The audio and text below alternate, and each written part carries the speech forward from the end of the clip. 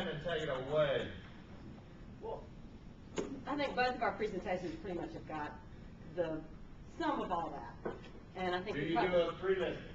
I do. I like to do a two-step process, and I take market information and forms at that point in time, and then go back for the second one and take the forms filled out at that point in time so that they can sign on the dotted line. And I do not do a pre-listing package. I've been meaning to do it for years and years and never have. Years and years and go on and on. No, I do a two-step though. I go out to the house, and all I take is me and my camera, and I basically go on a tour, or they take me through the home and tell me about the house, and then I'll come back around at the conclusion, and on my own I'll take pictures of the house, and then we'll sit down and I'll take some notes on updates, improvements, or things that need work. And basically I'm there about 45 minutes, and I go back home with a lot of pictures because I do a staging piece of it, and it also helps me to kind of take notes. So instead of writing a lot of notes, I'll take a picture of an issue. If there's something, on the outside, I'll take a picture of it. So that works for me. If you take pictures of issues, rotten windowsill, that sort of stuff, you embed them in your presentation coming back so I can actually see them at the kitchen table? No, I do not. 75% of the people in the United States are Visual. and she learned her house by taking pictures of it. Why wouldn't you embed them in your presentation and let me see them at the kitchen table? Well, if it's an issue, when I go back, we'll go look at it. Okay. Yeah, we'll go look at it in person. So. And I'll take a to-do list back from that first walkthrough. I'll make notes and have like a staging slash just, the things that I noticed, repair. First time that word's come up, staging. And Lori is a certified stager, or whatever you are. Can I hire her? Yeah. Can I hire you, boy? Pardon me? Can I hire you to stage my next listing? You want to? For $1 these days, right? Almost.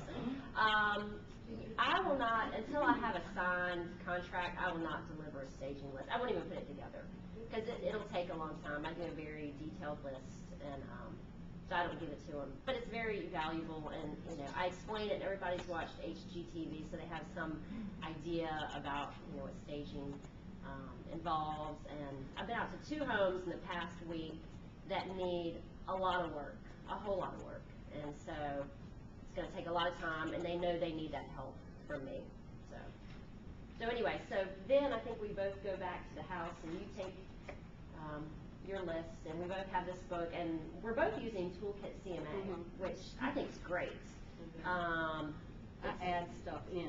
Yeah, we both add some stuff in, and I know that I kind of condense and I customize it because there's a lot in Toolkit CMA, and not everybody needs the new construction or some of the other pieces. So I don't want to overwhelm people, so I kind of condense it based on the client.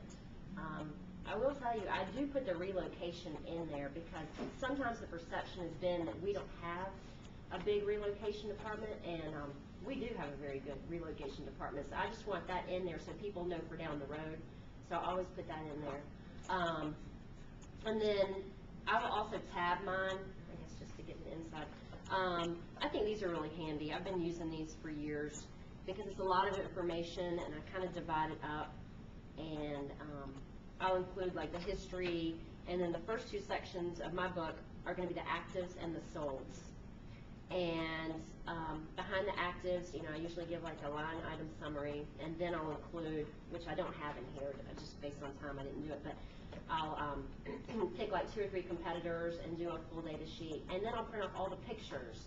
And that's very helpful to me because we'll go through at the kitchen table and look at all of the pictures of the interior of the home, and I'll say, well, they have granite, or their kitchen looks really nice, and you don't. So you print off all the pictures of all the competing houses? I'll pick like 2 or 3 homes, and then I'll print the 8-picture page. So when you click on it. Are y'all paying attention? Cool. In the interest of paper, it's a whole lot easier to walk over to their computer and say, let's go online. That's a good idea. Yeah, that's it. Yeah, and it is a lot of printing. It's a lot of printing. So I do that for the solds and the actives, and in that way they can see what I'm seeing. And we go through very carefully and look at those pictures. And it does help, what Buck was saying, to go preview the actives. Yeah. That always blows people away. It To does. walk in and say, I went out last week and checked everything out, and then blah, blah, blah. I take people to the actives. Do what? I take people to the Mhm. actives. I was gonna say, how many of you have ever taken the seller to the homes they'll compete with? And that's an eye opener. Keep Yeah. going. And then after we go through the solds or the actives and then the solds, then we'll kind of get into pricing on their property. And, you know, I ask them some questions. I'll say, well, you know, where would you put your house, you know, based on these other actives, and try to get them to become realistic with this market, which is not easy. Let's see. Then I'll get into some marketing, the selected marketing, and I go through that, and I kind of just, you know, talk about how we're very internet-based at Helen Adams, and that we don't do as much print advertising. And Holly's graphs and teammates will care great. Yeah, it's all there. It's awesome. And then I get into service, and of course, talk about that. What I do have at the front of my book, which keeps me straight, is just a little list of things we need from you. And this is really more for me than them. But it's the copy of the covenants, which we don't need as much these days. I think they're all online. But a key, like an original key to the home, a copy of the survey, the disclosure statement, the owner's addendum, and then I always ask the questions, what kind of water heater do you have, your heating system, your clothes dryer, because inevitably when that little sheet comes up, you know, I'm filling out, I never know. So I just ask them right here. And sometimes I leave this with them, sometimes I'll just take it with me if I have all my answers, and so it's right there. And that's about it. Oh, another thing I do, real quick, sometimes I'll make up a little magnet. I'll put my business card on a magnet, and I'll write the CSS number on it, because you know they're going to be dialing CSS. And so they can put it on the refrigerator. One thing I would add is, and this is really coming out of the ninja, that the easiest listing presentation to do is somebody that calls you and says, will you let me list it? Will you list my house for me? Right. And you can take half of this junk out of here, and you don't have to do the sales job. And I wish I could do like Stan does and walk in and just say, you need to list your house for $500,000, and here are the forms, sign them, and I got it. He said he wasn't going to stand up here. They're not gonna do his. That's my aspiration.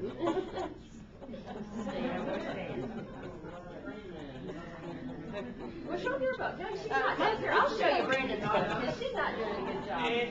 It's the same as yours. And so on the front, I'll just add this picture. Go take a I've learned all picture. this over the years. If you take a picture while you're there the first time and then you import it, they are so impressed. They're like, wow, this is great. So they like that. And then, give me your book back. She's got the newsletter in here, which looks really good. And what else? She's got some other stuff in here, Brandon. A marketing plan, a separate marketing plan. Yeah, separate marketing plan for that home. She has a resume.